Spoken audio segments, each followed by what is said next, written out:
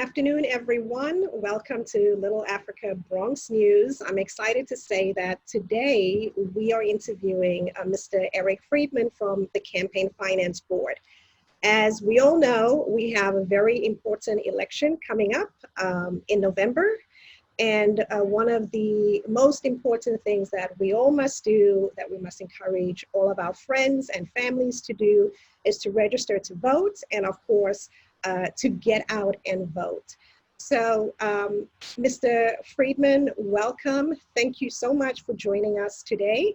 We're so happy to have the Campaign Finance Board with us, and very keen to hear more about the Campaign Finance Board, what exactly the Campaign Finance Board does for candidates, as well as your NYC Votes program. So, Mr. Friedman, welcome. Thank you, Mona, and I want to thank you for the opportunity to come and talk about the work of the Campaign Finance Board and about voting this year and next year. I know you're also doing a lot of work to help voters hear from the candidates and understand the choices that they have in front of them about the issues and everything that's at stake. We've got really 2 years of important elections ahead of us and some enormous challenges. The voters are all going to have opportunities to decide how our country and our city moves forward. So, getting voters the information that they need to participate with confidence, whether that's they're getting their votes counted, making sure that their contributions to candidates are meaningful. It's all really important right now. And so I'm really happy to be with you and to talk about some of this stuff. So just to kind of give a lay of the land of what we have to do with all this. So the Campaign Finance Board administers the matching funds program for city elections. And I think we're going to talk about 2021 in a second. But we also administer the NYC Votes program, which is our voter engagement initiative. That's been part of our work for about 10 years now. So we provide voter information for candidates. We do a lot of voter engagement and voter registration work. And we have really been, along with everybody else in this space, doing a lot of work this year to make sure that voters understand the changing rules around elections, as I think everybody has worked really hard to ensure voting remains accessible for voters in the midst of this pandemic, to make sure that people can cast their vote safely. And so we've been out front, in the press, on social media, making sure that the information is available to voters about how to vote safely this year. Yes. No, that's fantastic. And with this upcoming election, especially with our general election coming up, one of the latest tools, platforms that NYC Votes has rolled out is the absentee ballot tracking, I guess is the best way to describe that. Could you share with our viewers more about this great tool and how they can register and to receive their absentee ballot if they're going to be voting via mail?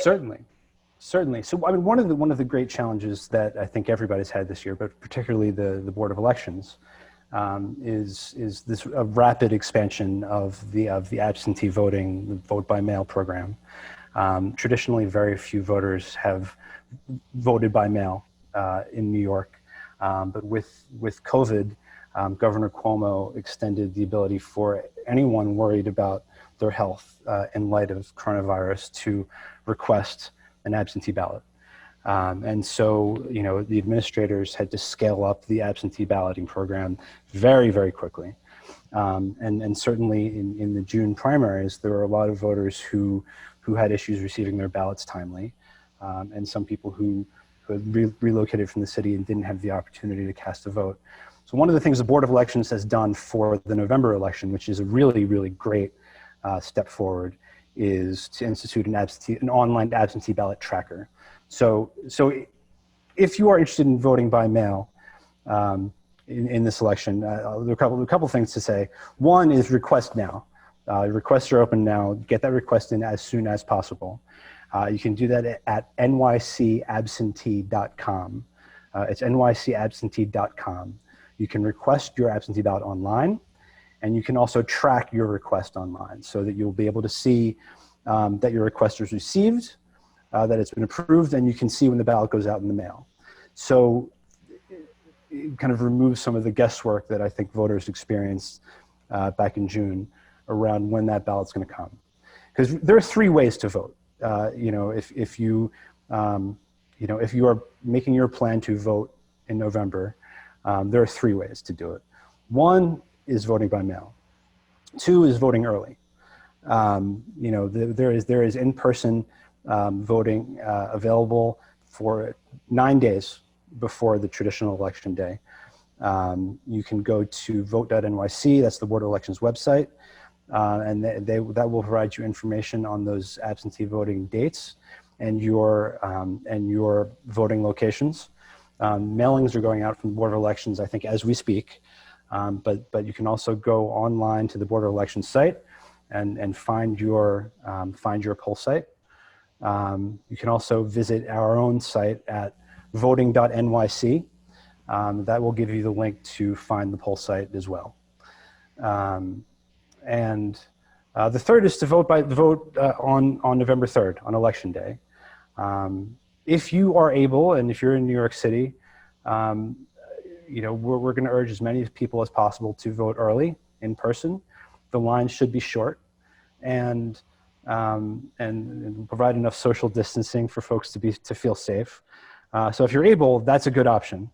If you prefer to vote by mail, please get that request in early so that there's time for the Board of Elections to process it and for you to get those ballots in your hands well in advance of Election Day. The one other thing I'll say about absentee balloting that's new for November is the Board of Elections is providing drop boxes at all of the poll sites for absentee ballots. So if you receive your ballot in the mail, but are worried that there won't be enough time to mail it back, you can bring it to a poll site, whether it's at your early voting site or your poll site on November 3rd. You're not going to have to wait in line, and you can just drop that absentee ballot off in secure drop box at the poll site.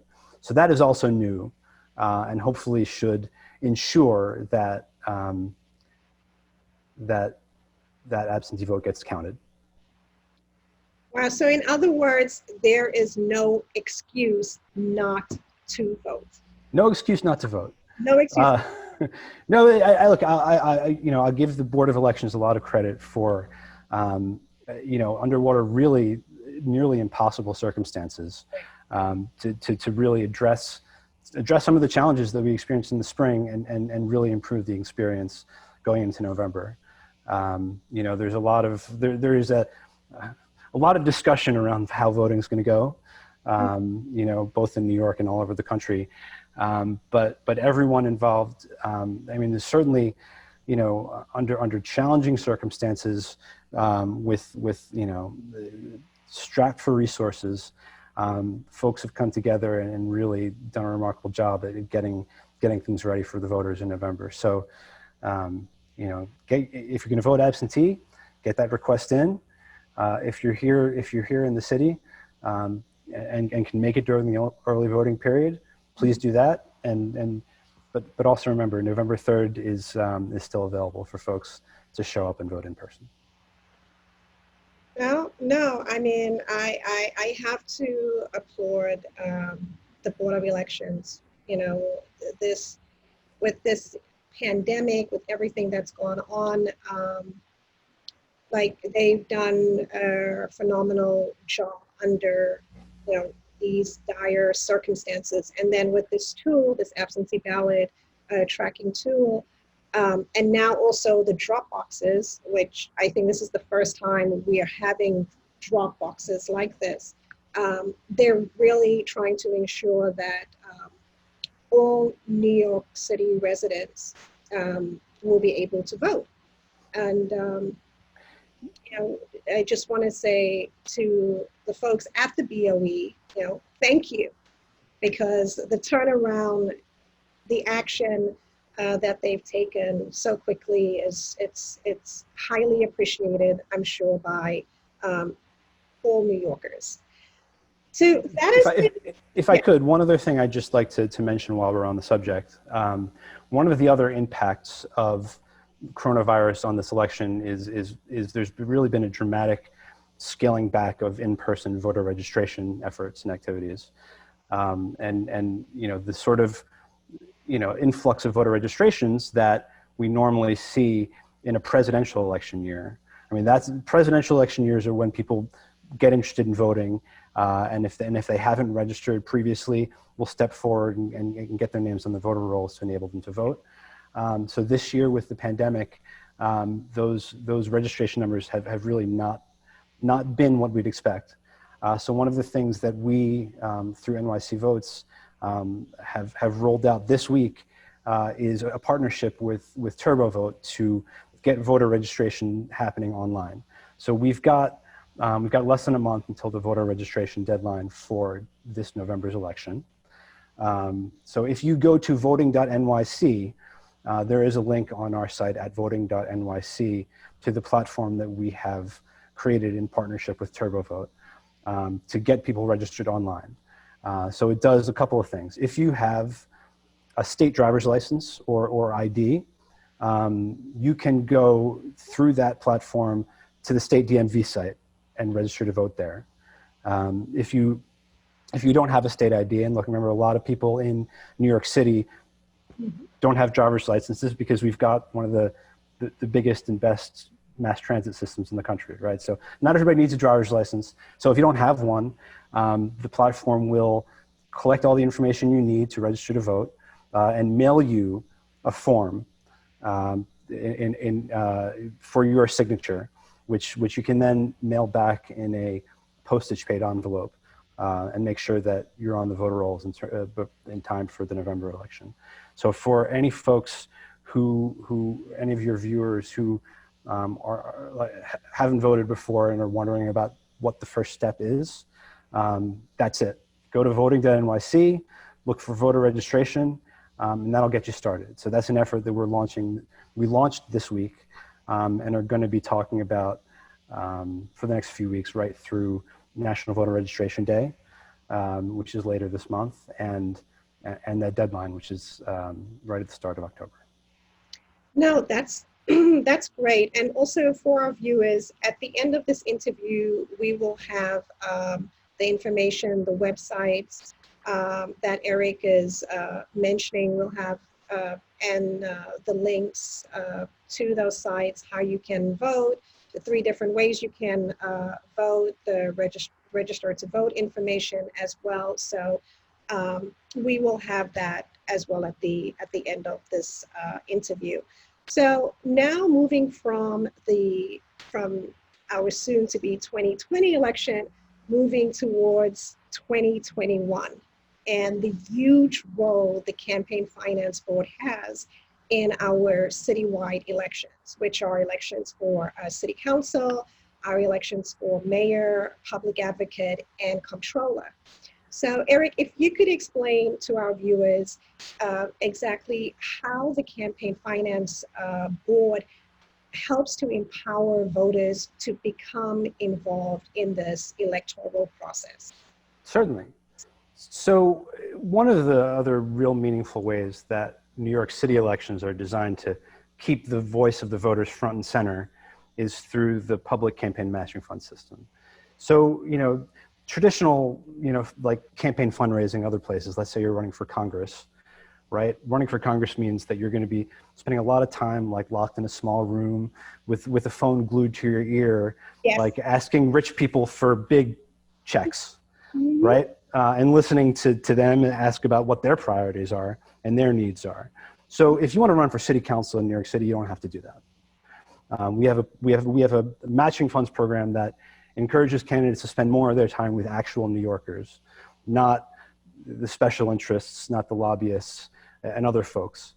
What it does is amplifies the small contributions from city residents with public funds at $8 for every $1, which means that small $10 contribution ends up being worth $90 to a candidate for city council or for mayor. That's real money. And it means that the candidates are spending more of their time with kind of average New Yorkers, listening to them talk about their needs. We've had the program in New York City since 1989, but we've strengthened and reformed it over the years, and to ensure that those small dollar contributions are are front and center. So what we've seen over time is a few things. The matching funds help ensure that city residents are more involved in elections because they know their contribution is going to be valuable. Those elected officials who run in the system are more accountable to city residents because they know it's their neighbors, and folks at the neighborhood level who are funding their campaigns. And it means that, you don't need to be connected or wealthy or kind of have a lot of powerful friends to run for office. Ordinary citizens can run for city office and win because they don't need personal wealth. They don't need to know rich people to fund a strong campaign.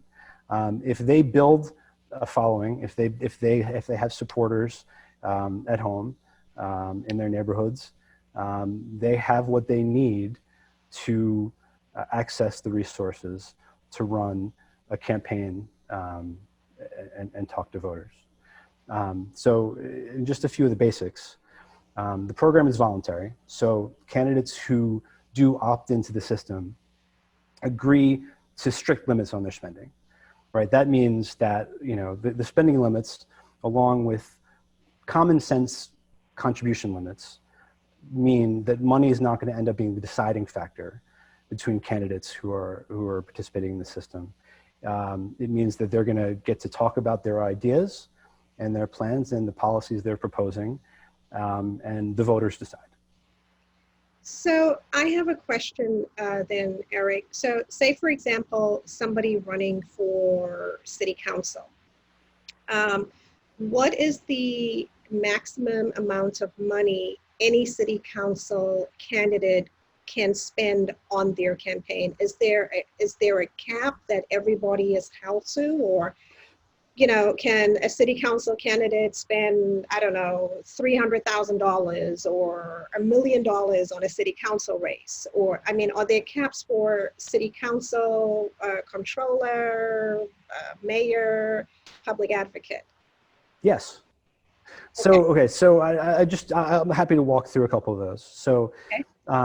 So for instance, for city council, candidates can receive contributions as large as $1,000 if they're in the matching funds program.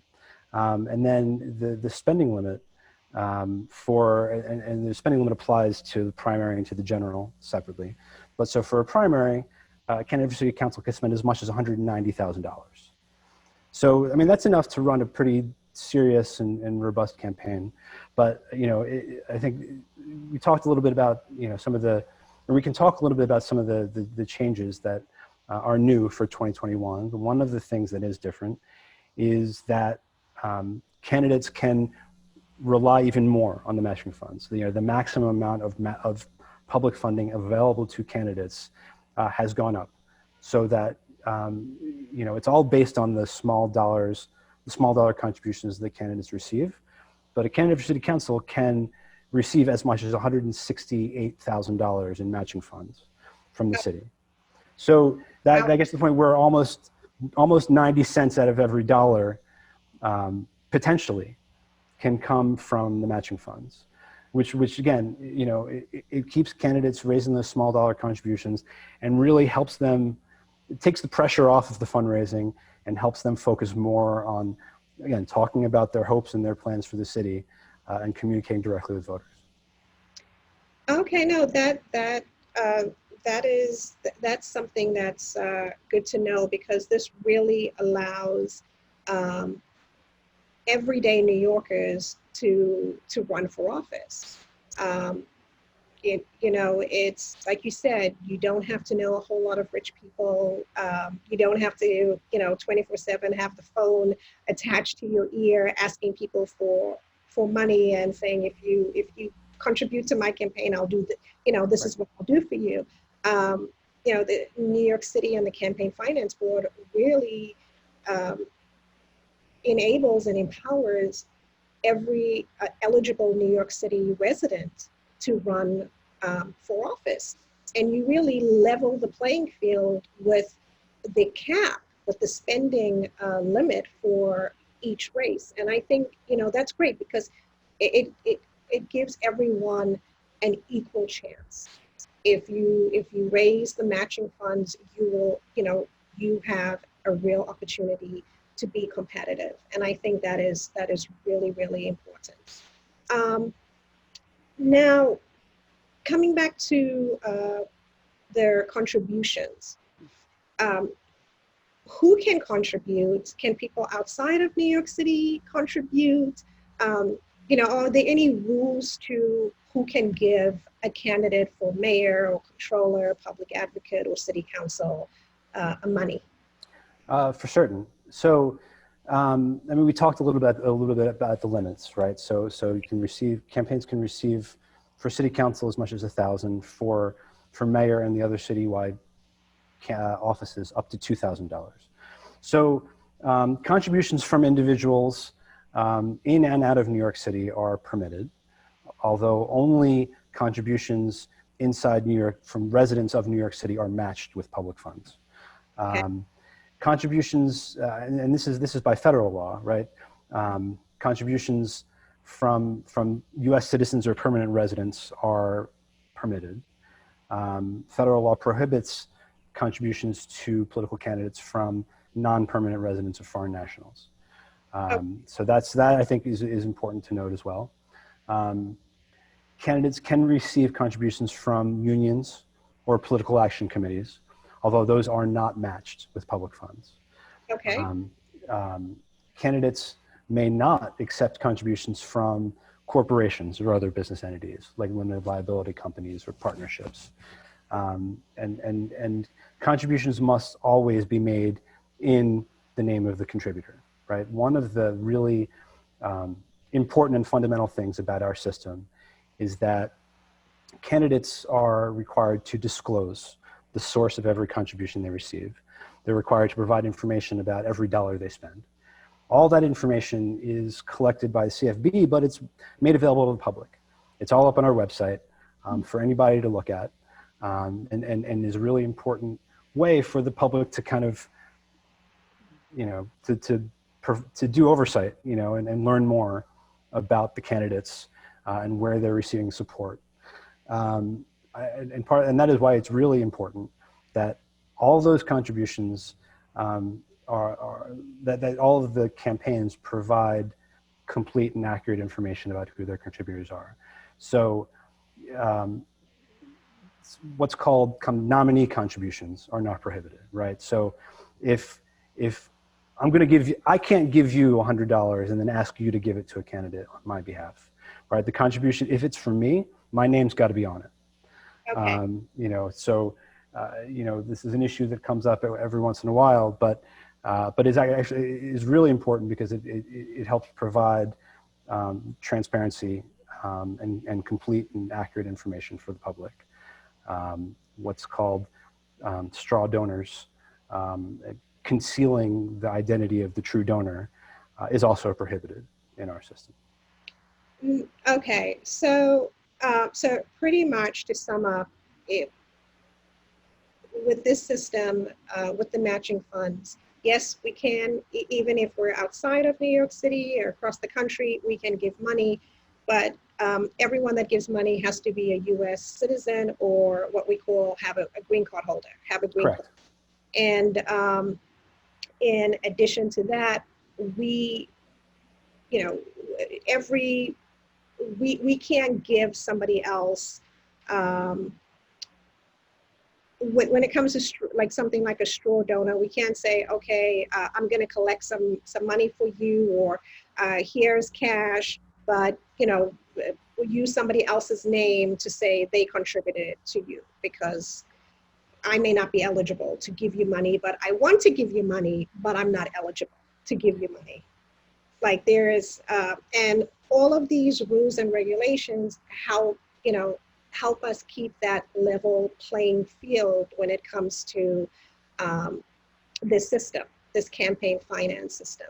Now, I think, you know, this type of information, this type of voter civic education information is really important, because everyone, if you're eligible, run for office. You can run for office. The Campaign Finance Board is there to help you, to support you. If somebody gives you $10, that $10 becomes $90 because it's $1 times 8 plus that $10.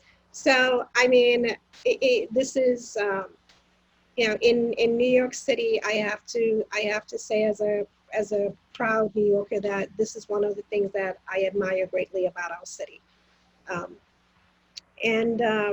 You know, if I am undocumented, I'm not a citizen or a green card holder, but you know, I want to support someone running for office.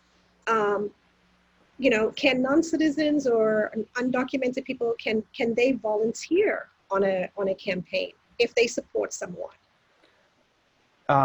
Absolutely. Volunteering is a way that anybody can help a candidate of their choice.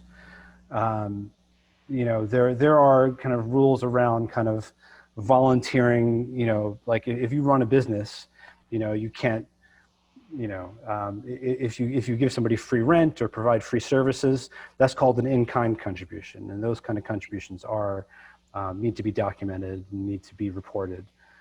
You know, but anybody can volunteer their time to knock doors, to help prepare mailings, to, you know, to call voters and ask them to vote. I mean, these are sort of the basics and fundamentals of civic participation. So that kind of volunteering is absolutely encouraged, and there really are no limits on how one can kind of donate that sort of time to a campaign, for sure. No,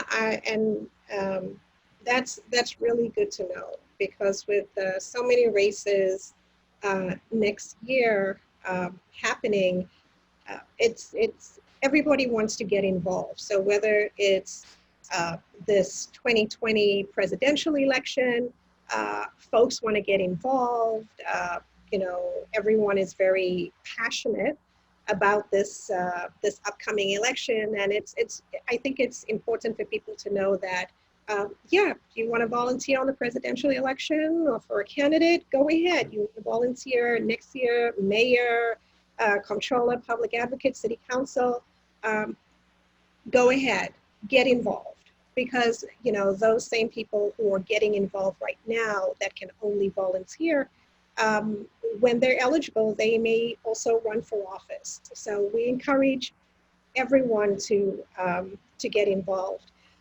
Coming back to 2021 and all of the candidates running for office, you know, 2021 is really interesting because the majority of our current city council members are term limited.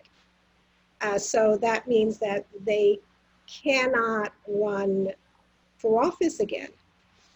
So it is so far with the Campaign Finance Board, would you say that you guys are expecting quite a number of people to run for office? Someone told me, like, you guys are expecting, you know, at least about 300 candidates, and I'm trying to like picture something like that.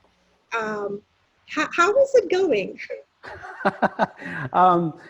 Good question. Look, I think we're already close to 300 candidates stepping forward to run in the 2021 elections. I think that we expect, you know, yet more to step forward. Look, as you mentioned, this is, you know, we've got a historic set of elections coming up next year. You know, because of term limits, you know, most seats are open in the city council. We're going to elect a new mayor. We're going to elect a new controller. We're going to have, I think, 4 of the borough presidencies will be new. So voters are going to have quite a say in the direction of city government going forward. The term limits provide this reset, right? So I think, look, this has been a challenging year for everybody, but folks on our staff are working really hard to make sure that everybody has the information and the resources they need in order to run, to understand what their obligations are under the system. You know, we've got a really great and dedicated candidate services staff, you know, who has built a really robust virtual training program kind of on the fly starting this spring. So for candidates who are I did both. I did awesome. CSMAT and compliance, and yeah, you do have a great training program. Yeah. We've got a really great and talented group of candidate liaisons, and we're really able to kind of adapt and adjust on the fly. I think really well. We've had a really great response. I think more than 500 individuals working on a campaign have attended one of our remote trainings since we went all virtual back in the spring.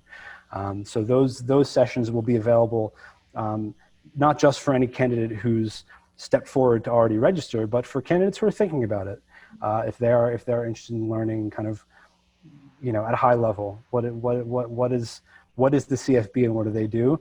We have sessions called New to the CFB that kind of provide an intro for folks who might be thinking about running, and there is still time.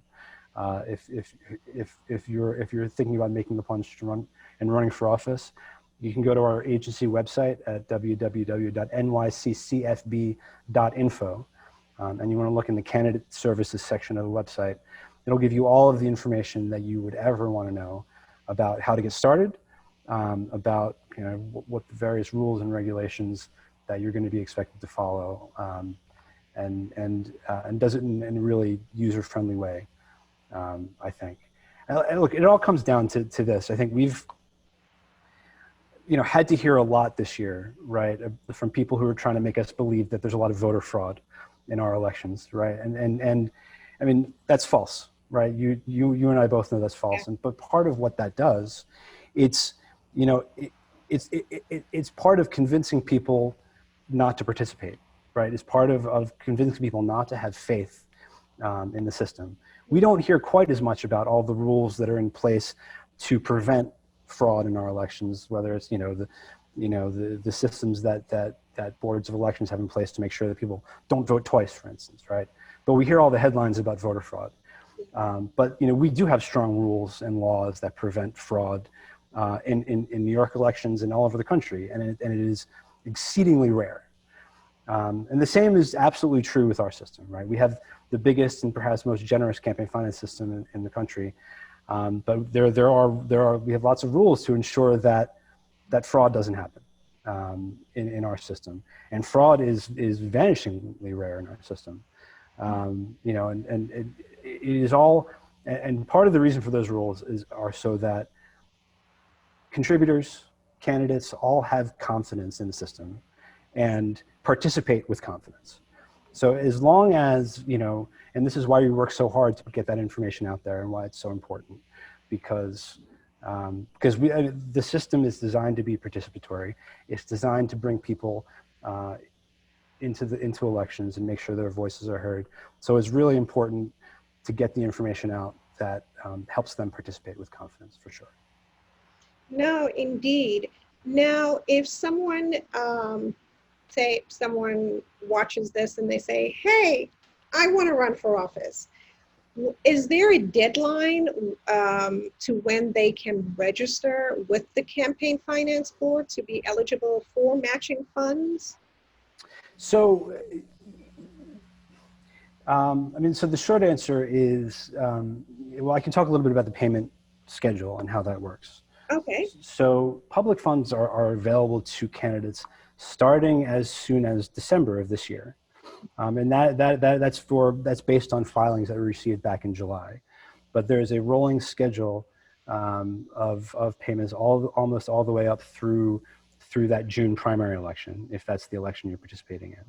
So for candidates who want to participate in the matching funds program, their deadline to join the program is in April of next year. Oh, wow. So that's April 26th. However, you know, funds will be available to candidates long before then.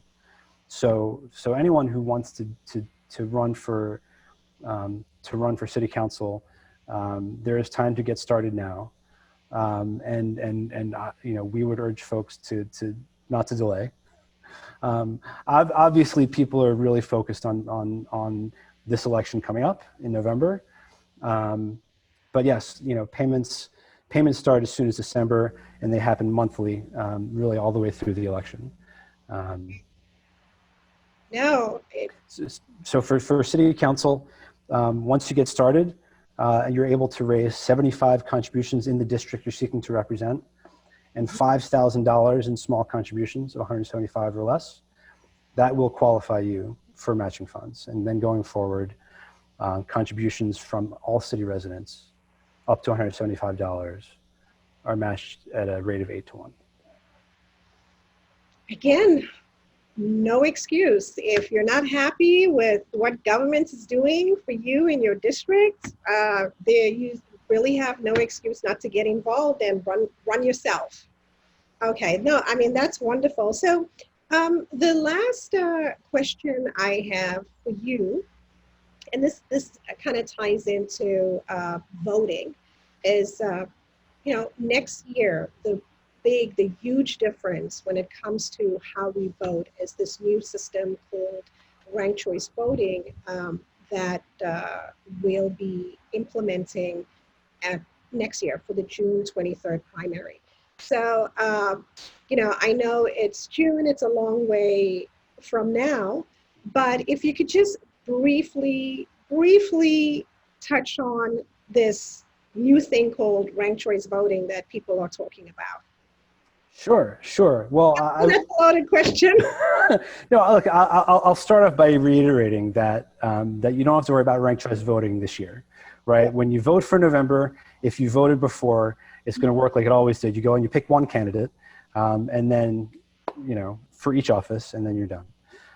For next year, for city elections, we will have what is called ranked choice voting, and I mean, the concept is actually pretty simple, right? Instead of choosing, if you have 7 candidates on the ballot for city council, you don't have to choose one. You can rank the candidates in order of your preference. And I mean, look, this is, it's not so different than what we do kind of every day. Like, let's say you're in the supermarket, you've got to buy some cereal. You don't just have to pick one. You can I like this one best, and then this one and this one. And that's the order of my preference, right? Like we, as just going through our lives, we make rankings all the time, right? So, I think it started in New York City partly as a reaction to the idea that in some of these races for city council, we talked about 300 or 400 candidates running for office in 2021. You might have a race where there are 8 candidates on the ballot, and somebody could win with as little as 20% of the vote, and that means that 80% of voters chose someone else. Mm-hmm. So, what ranked choice voting does is it asks voters to express preference for more than one candidate. So, if it is ultimately a better representation of the voters' actual choices than choosing only one. It allows a candidate to emerge who is supported, at least in part, by a majority of the electorate. Yes. We're going to have a lot more to say about ranked choice voting once we get past November. But I think, I think it will require candidates to operate a little differently. I think hopefully there'll be less negative campaigning because you might have a candidate who will say, well, like I want to be that voter's second choice, so I'm not going to talk badly about their first choice. I think for voters, it's going to be pretty easy. For voters, they're going to look at the field and say, I like this one, and I also like this one, and I don't have to, I can vote for both of them. Yes. In the end, the candidate who receives support from the broadest portion of the electorate mm-hmm. will be the one who's elected, and that'll make for a more responsive democracy for everyone. No, that's true. So I guess we can expect more information, more voter education on this new form of voting happening in the new year from the Campaign Finance Board and NYC Votes. For So, sure. that's wonderful to know. And, once we just get through November, hopefully 2021 is going to be much better than 2020. And we'll be starting a whole new year with a whole new way of voting, with our our citywide elections. And it's going to be a very, very exciting time for New Yorkers and an extremely busy and hectic time for you guys at the Campaign Finance Board and, NYC Votes and the Board of Elections. It gives us a lot to look forward to, for sure. Yeah, no, that's for certain. But, Eric, thank you so very much to you and the Campaign Finance Board for this interview, for helping us with our voter education, letting people know what the CFB is about, how to vote, and that you guys are here to support New Yorkers becoming more civically engaged. Do you have any closing remarks for our viewers? Well, just to thank you again for the opportunity, to thank you again for all the work that you're doing to help ensure voters are hearing from the candidates. I'll remind folks, if you haven't taken that step yet to register to vote, head to voting.nyc and start your voting journey there. If you're looking to request your absentee ballot, nycabsentee.com is the place to go to request your absentee ballot. And that's where we're at. I'll leave it there. And don't forget to make your voting plan for this November because we need you out there. Yes, and once we conclude this interview, immediately for our viewers, you'll see the information, the slides with all of these websites that Eric has mentioned. There is no excuse not to register to vote, and there is no excuse not to vote. Get out and vote, people. Thank you so very much, Eric. Thank you. Thank you, Mona. Today.